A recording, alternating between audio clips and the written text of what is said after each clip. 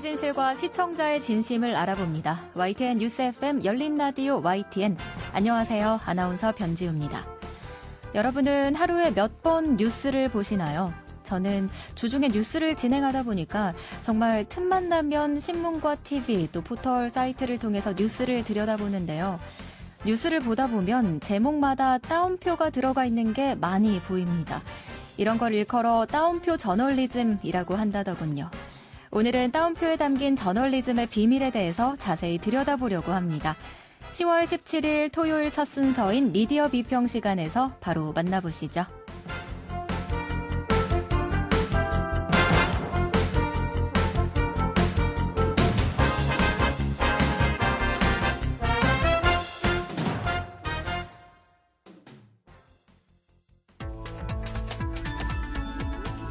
미디어가 전하는 이슈에 대한 다양한 분석과 팩트체크까지 바로 보고 뒤집어 보고 꼭꼭 씹어보기 위한 미디어 비평 프로그램 열린 라디오 YTN. 한 주간 뉴스를 꼭꼭 씹어보는 시간 미디어 비평입니다. 오늘은 국민대 언론정보학부 조수진 겸임교수 나오셨습니다. 교수님 안녕하세요. 네, 안녕하세요. 네, 오늘 가져오신 주제가 따옴표 저널리즘이더라고요. 네. 언젠가부터 이 뉴스에 등장하는 용어가 됐는데 이 따옴표 저널리즘 교수님 설명을 좀 해주시죠.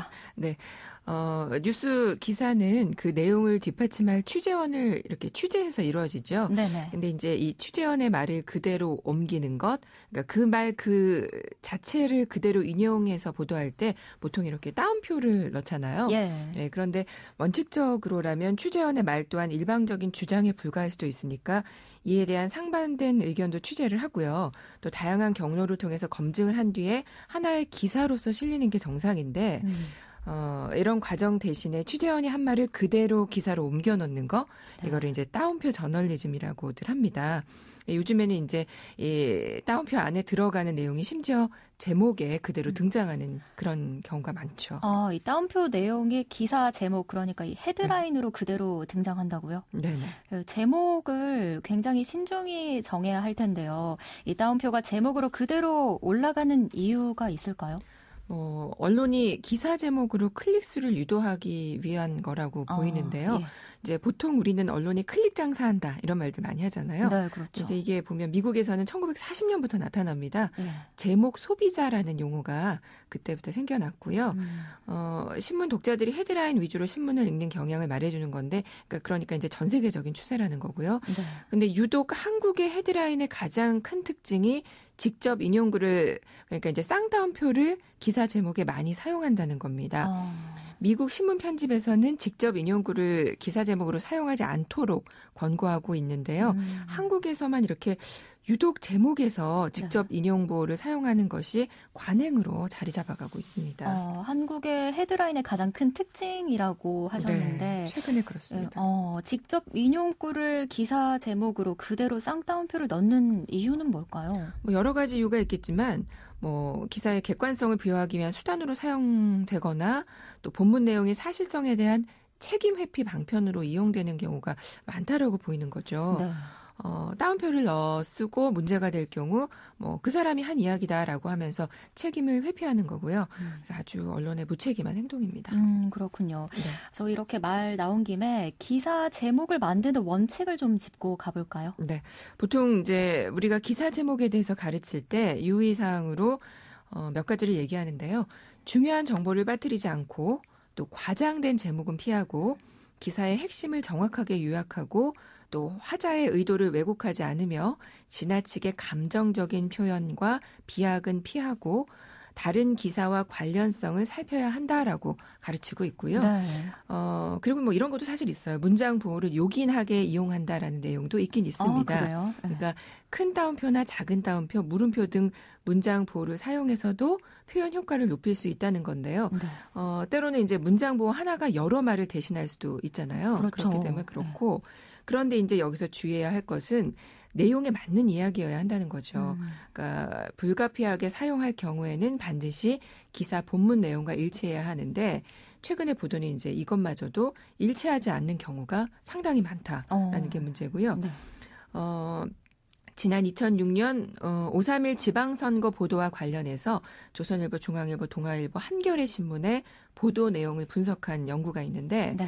이렇게 직접 인용 제목을 사용한 기사가 448건에 대해서 이제 내용 분석을 해봤거든요. 네네. 그랬더니 직접 인용된 글이 본문 내용에서 없는 경우가 60%에 이르는 것으로 나타났습니다. 절반이 넘네요. 굉장히 많죠. 네. 네, 그리고 직접 인용한 제목 가운데 사실관계 서술보다는 이제 약간 감정을 표현한 경우가 훨씬 많았고요. 아까 왜 감정 이런 거 표현하면 안 된다고 했잖아요. 근데 많았고 아무래도 쌍따옴표로 말을 인용했으니까 뭐 감정이 들어갔겠죠. 네. 또 이제 문제는 38%가 익명의 정보원을 직접 인용해서 제목에 제시했다는 겁니다. 근데 사실 이 쌍따옴표를 기사 제목으로 쓴 경우가 워낙 많아서 네. 이 기사들을 참 무심코 넘겼던 것 같아요. 네. 그런데 그냥 넘겨선 안 되는 문제였군요. 네, 그 미디어 리터러시 차원에서 우리 뉴스 소비자들은 어떤 점을 특히 유의해야 할까요? 쌍따옴표를 무조건 따오면 안 되는 거거든요. 네. 그러니까 누구의 말을 따오게 되면 반드시 확인의 과정을 거쳐야 합니다. 최근 예로 우리나라 어업지도원의 총격 사망 사건과 관련해서 지금 이제 진실 공방이 계속되는 가운데 확인되지 않은 정치인들의 말을 인용해서 기사화한 경우가 있었죠. 네네. 조선일보, 동아일보가 주호영 의원의 말을 따옴표로 제목에 인용해서 보도를 했었는데 예를 들면 뭐 연유 발라 태워라 감청했는데 뭐 이런 식으로 이런 내용이 들어간 제목들이 좀 몇 개 있었습니다. 따옴표 안에 들어간 말이 사실인지 확인은 했는지 오히려 이번 주호영 대표의 말에 대해서 국민의힘 내부에서도 비판의 소리가 나온 상황이었는데요. 남북관계에서는 정말 단어 선택 하나도 신중해야 한다고 보거든요. 그럼요. 근데 이제 언론이 정치인의 말을 확인도 없이 그대로 그것도 이제 제목으로 직접 인용한 것은 문제가 좀 크다고 봅니다. 사실 언론이 이런 사실 확인을 해야 하는 건 저널리즘의 원칙의 기본이잖아요. 네네. 요즘에 이 제목에 인용되는 말의 출처 자체가 알 수 없는 익명의 단체인 경우도 많단 말이죠. 네, 맞습니다. 네. 정치인이나 누구의 말을 직접 인용해야 한다면 그 인물이 그렇게 말한 내용의 출처가 어딘가 사실 이것도 확인해야죠. 그렇죠. 출처를 확인하고도 나아가서는 그 출처가 믿을만한가 이것까지도 사실은 따져봐야 합니다. 네. 그런데 이제 최근 들어서 개인의 SNS 글을 그대로 가져다 쓰는 경우가 많고요. 그래서 뭐 그 사람 이름을 붙여서 누구누구 저널리즘 네. 이런 거 되게 많죠. 그리고 커뮤니티에 댓글을 가져다 쓴 경우 또 익명의 누구 이런 식으로 사용되는 경우가 참 많습니다. 커뮤니티의 댓글은 주관적인 감정이 섞인 글들이 많을 수밖에 없거든요. 맞습니다. 그러다 보니까 정제되지 않은 표현들이 많은데 그런 표현도 그대로 가져다 쓰는 경우들도 많았습니다. 아까 말씀드린 연구 논문에서도 그런 결과가 나왔다고 말씀드렸었는데요. 사실관계 서술보다 감정을 표현한 경우가 25%였고요. 네. 또 38%가 익명의 정보원을 인용한 직접 인용 제목에 사용한 그런 보도가 많았다는 겁니다. 그렇군요. 최근 보도에 이런 제목이 실렸습니다. 평소 처맞다가 밥준이 꼬리 흔드는 똥개도 아니고 참 방송에서 사용하기 좀 그런데요. 이게 제목에 실렸다고요? 이게 제목이었어요. 네. 그러니까 북한 통지문에 대한 우리 정부의 태도를 비판한 기사인데 네. 이제 이렇게 노골적인 표현을 그대로 제목으로 사용을 합니다. 이것 역시 지극히 감정이 노골적으로 표현된 거라고 볼 수 있는데요. 그렇죠. 이 기사 내용에 보면 그 성향이 다른 국가 국의 그 커뮤니티의 댓글을 번갈아 가면서 소개를 하는데 네네. 이게 이제 보면은 그게 언론이 갈등을 부추기는 역할을 한 셈이 됐습니다. 내용조차도 이렇게 네. 댓글로. 네. 내용도 그랬습니다. 네. 그래서 최근에 민주언론시민연합이 이 사건과 관련한 신문기사를 모니터한 보고서를 발표를 했는데요. 확인되지 않은 사항, 야당 주장을 그대로 실으며 정치권 정쟁에 동조하는 내용, 또 커뮤니티발 분노를 옮기며 갈등을 키우는 양상, 또 월북 여부 확인과 관련해 개인 SNS까지 터는 행태, 정부 비판을 넘어서 한반도 평화 기조까지 문제 삼는 보도들을 유형별로 나눠서 비판하기도 했습니다. 최근에는 이 온라인 커뮤니티나 SNS 댓글을 기사 제목으로 쓰는 일이 늘고 있는 것 같은데 네. 문제죠, 정말. 그렇습니다. 네. 얼마 전에 그 울산의 주상복합 화재가 있었잖아요. 네네. 울산시가 주상복합 화재 피해 주민의 대피소를 그 비즈니스 호텔로 지정한 것을 두고 일부 언론에서 기사 제목을 호캉스 보내려는 것이냐 등의 그 일부 커뮤니티에 있는 댓글을 그대로 인용해서 네. 본문 내용에 그리고 일부를 제목에 사용하기도 했습니다. 기사 내용에 보면 화재 일 이후 울산시가 피해자 숙소로 비즈니스 호텔을 지정했다라는 내용이 알려지자 일부 커뮤니티에서는 피해자들이 지원을 명목으로 호텔에서 바캉스를 즐긴다. 뭐 이런 식의 비판이 나왔다 그래요. 네네. 근데 자, 여기서 보면 일부 커뮤니티로 나오죠. 네. 그 일부 커뮤니티라는 곳이 어디고 또 그 커뮤니티 글 중에 그런 의견이 어느 정도나 되는지 그 이야기가 대표성은 있는 건지 좀 묻고 싶고요. 예.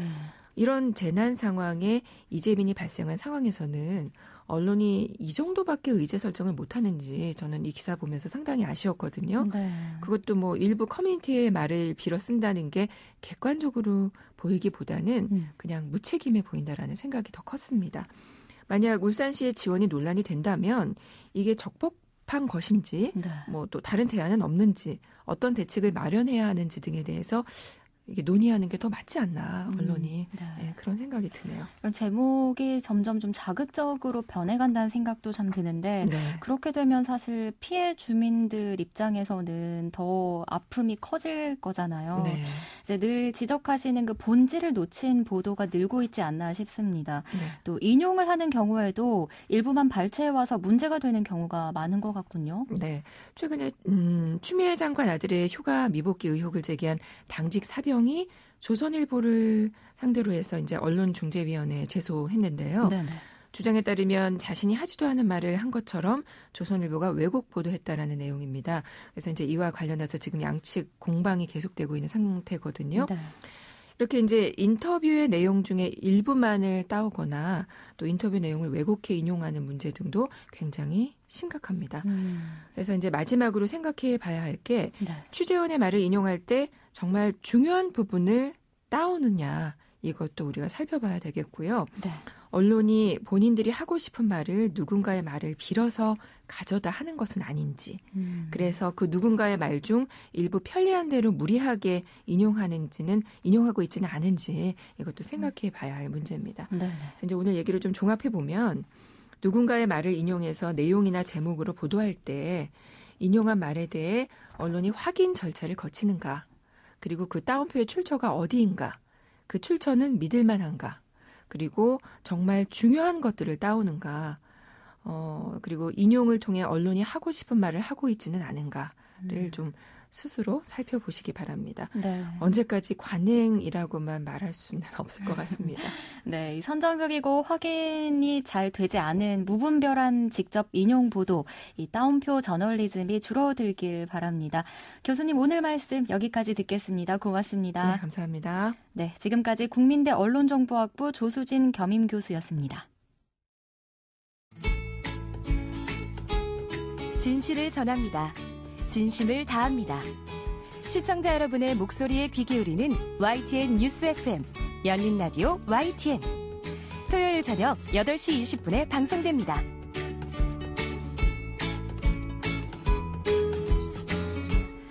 한 주간 YTN 라디오에서 방송된 프로그램들을 모니터링하고 평가해보는 시간입니다. 오늘은 박은하 시청자평가원 전화로 연결돼 있습니다. 안녕하세요. 네, 여보세요? 네, 안녕하세요. 네, 이번 주에는 어떤 프로그램을 평가해 주실 건가요? 네, 이번 주에는 YTN 라디오 추석 특집 프로그램들에 대해서 살펴보려고 합니다. 네. 해관도연과 일상으로의 초대, 그리고 어세요 옹쇼 이렇게 세 가지를 이야기해 보겠습니다. 네, 저희 YTN 라디오 추석 특집 프로그램들 우선 어떤 프로그램부터 살펴볼까요? 네, 먼저 9월 30일 수요일 추석 연휴 첫날 방송된 해관도 연가에 대해서 말씀드리려고 합니다. 1, 2부에 걸쳐 진행되었는데요. 굉장히 의미 있던 특집이었다고 생각합니다. 해관도 연가 의미 있는 특집이라고 하셨는데 어떤 얘기였죠? 네, 해관도 지역의 독립운동가들과 후손들의 이야기를 다루었는데요. 해관도 지역 곳곳에 우리 민족이 지내던 삶의 터전과 독립운동 기지를 기행하면서 그 지역에 살던 고려인들의 삶의 이야기를 하고 후손들의 인터뷰를 담아낸 다큐멘터리 형식의 방송이었습니다. 네. 이제 독립운동가들의 이야기라고 해서 진지하게만 내용을 이어가는 것이 아니었다는 점도 특징점이었는데요. 그 지역을 여행하듯 삶의 이야기를 하고 노래가락을 들려주면서 문화적 소재도 함께 무겁지 않게 풀어낸 것 같아서 오히려 편하게 독립운동가들의 이야기를 들을 수 있었다고 생각합니다. 예, 지금 말씀해 주신 대로 굉장히 의미 있는 추석 특집이라는 생각이 드네요. 네, 단순히 추석 특집이라고 해서 타 방송, 타 프로그램과 같이 일반적인 명절 컨텐츠나 트롯 특집 같은 소재로 특집을 진행한 것이 아니라요. 이제 한러수교 30주년 및 봉오동 섬상리 전투 승전 100주년 특집을 기리기 위해 보다 더 의미 있는 주제와 내용들로 프로그램을 꾸미려 했다는 점도 차별화가 됐습니다. 네네. 네, 또한 점점 잊혀져가는 독립운동가들의 흔적을 다시 되짚어보면서 이 시대에 중요하지만 잊혀져가는 것들, 주목받지 못하는 것들을 다시 각인시킨다는 점에서도 의미 있었던 것 같습니다. 네, 사회적으로도 또 역사적으로도 의미 있는 시도를 했던 특집이라는 게 좀 잘 전달된 것 같군요. 네, 나레이션 같은 경우도 가수 윤도현 씨가 진행해 주셨는데요. 네. 듣기 편했고 이제 무엇보다 눈으로 보이지 않았지만 소리만으로도 마치 장면들이 눈앞에 그려지는 것 같았습니다. 그만큼 진행이 좋았다고 생각합니다. 다만 이제 2부의 경우는 연가를 중심으로만 다루다 보니 노래는 남지만 기억할 만한 내용은 없었던 것 같아서 내용 전달 측면에서 조금은 아쉬웠던 것 같습니다. 네. 그럼 이제 추석 특집 프로그램 중에서 다른 특집이었죠. 일상으로의 초대 같은 경우는 어땠습니까? 네, 일상으로의 초대 같은 경우는 이제 코로나19로 인해 이전의 일상이 다 깨진 상황에서 우리가 잃어버린 일상의 소리들은 어떤 것들이 있었는지 다시 한번 회상하면서 진행되었던 특집이었는데요. 네. 이제 앞선 추석 특집 해관도연과 비슷한 맥락에서 소중하고 중요하지만 이제 코로나19 상황으로 인해 잃어가는 일상의 소리들을 다시 되새겨 보았다는 점에서 또 다른 차원의 따뜻함을 전달했던 프로그램이었습니다. 네. 네, 민족의 대명절 중 하나인 추석이지만 보통 때와는 다른 추석을 보내고 있는 청취자들과 함께 코로나19로 달라진 일상의 풍경들에 대해서 이야기 나눠보면서 청취자들에게 힐링을 선물했던 것 같습니다. 네, 사실 이 코로나19로 인해서 추석 풍경이 이전과는 많이 달라졌잖아요. 이 모두가 힘든 상황에서 저희 YTN 라디오가 청취자분들께 또 다른 안식처가 됐길 바랍니다. 자, 이제 어서웅쇼에 대해서 알아보죠. 어떻게 들으셨나요? 네, 마지막으로 추석 다음 날인 10월 2일에 방송된 어서웅쇼인데요. 네. 이날은 어서업쇼에서 이영웅 진행자만으로 프로그램이 진행되었는데요. 전반적으로 퀴즈 내용으로만 내용을 이끌고 가서 크게 특별할 것이 없던 것 같아서 많이 아쉬웠습니다. 또한 과거 꽁트를 가져와 퀴즈를 내기도 했는데 네. 그만큼 컨텐츠가 부족했나 하는 생각이 들었고요. 퀴즈 내용에 대해서는 이제 코딱지는 물리적으로 제거하는 것이 맞는가 하는 질문도 있었는데 방송 내용과 연관성이 있던 퀴즈도 아니었고 개연성이 없는 퀴즈 내용과 진행 방식이어서 다소 당황스러웠던 것 같습니다. 네, 그러셨군요. 자, 오늘 추석 특집 프로그램 해관도 연가 일상으로의 초대 또 어서웅쇼에 대해서 얘기 나눠봤습니다. 오늘 말씀 여기까지 듣겠습니다. 고맙습니다. 네, 고맙습니다. 네, 박은하 시청자 평가원이었습니다. 열린 라디오 YTN에서는 시청자 여러분의 목소리를 듣습니다. 참여 신청과 의견은 유료 문자 샵 0945, 우물정 0945나 YTN 라디오 프로그램 열린 라디오 YTN 게시판을 통해 남겨주세요.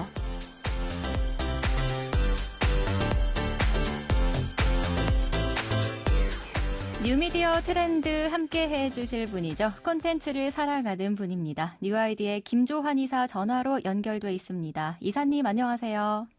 안녕하세요. 네, 그 아이돌을 넘어서 이젠 하나의 거대한 콘텐츠가 된 방탄소년단이 지난 15일 빌보드 뮤직 어워즈에서 수상했다는 반가운 소식부터 전해주시겠어요? 네, 올해는 진짜 방탄소년단 해인 것 같아요. 네네. 네, 방탄소년단이 15일 미국 LA에서 열렸던 하도 요즘 많이 나오는 빌보드, 2020 빌보드 뮤직 어워즈에서 4년 연속 톱 소셜 아티스트를 수상했습니다. 예. 벌써 4년째고요. 2016년부터 매년 빌보드 뮤직 어워즈에 참석한 방탄소년단은 지난해 이관왕 수상에 이어 올해도 수상에 영광을 안았습니다. 네, 정말 한국인으로서 기쁜 소식이 아닐 수 없는데 이 빌보드 뮤직 어워드에서 방탄소년단이 노미네이트된 분야가 또 있었죠? 예, 기대했던 분야이긴 한데요. 예. 방탄소년단은 올해 2020 빌보드 뮤직 어워드 톱 듀오 그룹 부분과 톱 소셜 아티스트 부분 후보로 선정되었었어요. 네. 네, 톱 듀오 그룹 부분에는 방탄소년단, 데넨쉐이, 그리고 돌아온 밴드 조나스 브라더스, 네. 마룬5, 페니 앳 더 디스코 등이 후보로 올랐었고요. 톱 소셜 아티스트 후보에는 방탄소년단, 빌리 아일리시, 엑소, 갓세븐, 아리아나 그란데가 후보에 올랐었습니다. 정말 쟁쟁한 후보들이 있었는데 좀 아쉽긴 하지만 방탄소년단은 이번에 수상하지 못한 분야 누가 수상했죠? 미국 유명 밴드고요. 네. 2005년에 결성했던 조나스 브라더스가 톱 듀오 그룹 부문상을 거머쥐었습니다. 헤어졌다 다시 뭉치고 네. 힘을 얻고 있는 그룹인데요. 막내인 닉 조나스는 우리에게 주만지 시리즈로도 잘 알려져 있는 가수이자 배우입니다. 그 방탄소년단이요. 그 빌보드 핫백 1위 곡이었던 다이너마이트를 공연했잖아요. 그러고 네. 보니까 빌보드 핫백 1위와 2위에 나란히 방탄소년단의 이름이 놓여 있던데요. 네, 올해는 빌보드 하면 방탄소년단이 떠오를 것 같아요. 네, 맞습니다. 네, 13일 발표한 최신 차트에 따르면 방탄소년단이 피처링에 참여한 제이슨 데룰로라는 가수의 세비지 러브의 리믹스 버전이 핫백 1위를 차지했어요. 네네. 그래서 지난 9월에 발매돼 7주째 차트 상위권을 최상위권이죠. 네. 유지 중인 디지털 싱글 다이너마이트가 2위를 차지했고요. 이래서 방탄소년단이 두 번째 핫백 1위 곡을 탄생시킨 동시에 1, 2위 곡을 올리는 대기록을 썼습니다. 그랬군요. 그리고 방탄소년단 기존 앨범들도 메인 앨범 차트에 네. 앨범 차트인 빌보드 200에서 자리를 굳건히 지켰는데요. 지난 2월에 발매한 랩 오브 소울 78위를 하고 있고 네. 2018년의 앨범 벌써 2년이 넘은 앨범입니다. 리패키지 앨범인 Love Yourself Answer는 152위에 랭크됐습니다. 빌보드 200에서도 여전히 굳건한 자리를 지키고 있는 그런 방탄소년단이 참 자랑스럽게 느껴지네요. 네. 예. 그렇다면 외신들의 반응은 어떻습니까? 우리나라에서만 이렇게 좀 화제가 되는 건지도 궁금하네요. 외신들도 많이 주목을 했어요. 특히 포브스 같은 경우는 방탄소년단의 빌보드 핫백 1, 2위 동시 석권을 조명하면서 예전에는 서양 팝스타들이 그런 어떤 음악 피처링의 수혜자였는데 입장이 바뀌었고 이제 7명의 멤버로 구성된 이 한국 보이밴드가 빌보드 핫백 차트의 메이커, 킹메이커라고 극찬했습니다. 이거는 사실 뭐 저희가 굉장히 국뽕이라고 얘기해서 많은 칭찬을 하는 것과 다르게 네. 해외에서 오히려 진짜로 칭찬을 하는 부분이라 되게 놀라운 일이 아닐 수 없습니다. 네, 맞습니다. 이렇게 그 빌보드 핫백 차트 1, 2위를 동시에 석권하면서 방탄소년단도 좀 다른 수상을 기대했을 법한데요. 그 톱 소셜 아티스트 상을 4년 연속 수상한 데에 어떤 소감을 표했는지도 궁금하군요. 결국에는 이거는 팬들이 뽑아준 상이라고 할 수 있어요. 그래서 그렇죠. 비대면 시상식에서 화면을 통해 소감을 전할 때 네. 4년 연속 이상을 탈 수 있어 감사하다면서 이제 사실 BTS와 아미를 뗄 수가 없잖아요. 네네. 그래서 아미한테 감사하다는 얘기를 했고요.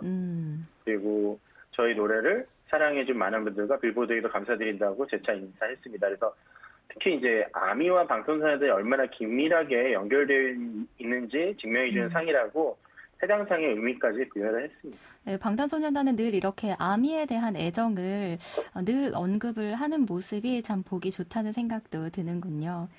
예, 그 지난 10월 10일부터 11일까지 이틀간 방탄소년단의 그 BTS 맵 오브 더 소울 1 그 콘서트가 온라인으로 생중계됐는데요. 그 역대급 규모의 콘서트였죠.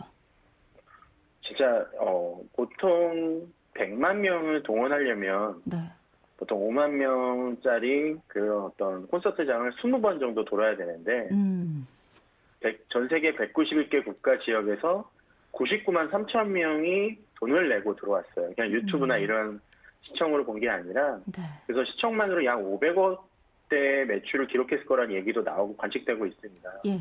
그리고 원래는 지난 6월에 방탄소년단의 온라인 콘서트도 75만 명이 관람해서 최대 관객이 시청한 유료 콘서트로 기네스북에 올랐었거든요.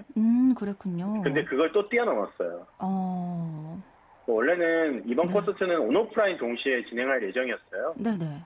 근데 뭐 아시겠지만 코로나19 상황이 나아지지 않기 때문에 라이브로만 펼쳐져서 아쉽긴 했는데요. 네.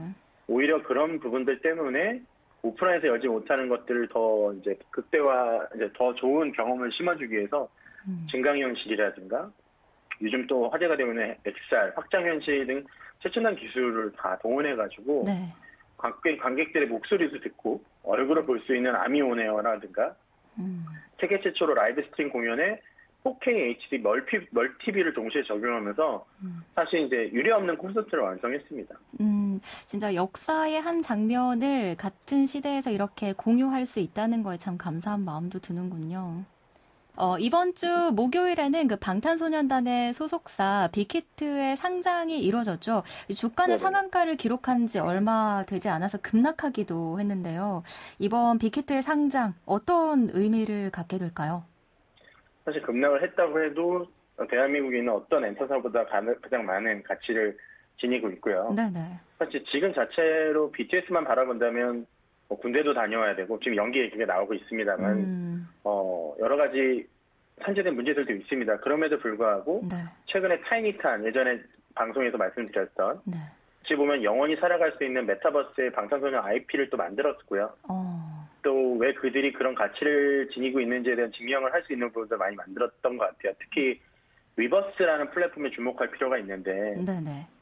단순히 방탄소년단을 위한 플랫폼을 벗어나서 빅히트의 소속 아티스트가 아니라도 아티스트들이 그들의 팬과 좋은 접점을 지니는 플랫폼으로서의 가능성이 이미 증명했다고 보거든요. 네, 맞습니다. 그래서 뭐 선미라든가 CL이라든가 그 빅히트와 관련이 없는 아티스트들도 그 플랫폼을 사용하기 시작했고 또 요즘 미디어 플랫폼을 장려해야 된다는 말이 국가에서 많이 나오고 있는데 위버스가 큰 의미에서 그런 플랫폼이 아닌가 싶어요.